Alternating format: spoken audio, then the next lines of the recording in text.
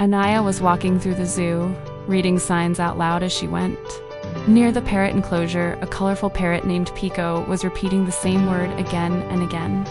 Hello, hello, hello, Anaya laughed.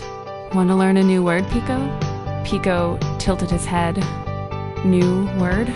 Anaya smiled and pointed to a flower. Kind, Pico tried slowly. Kind.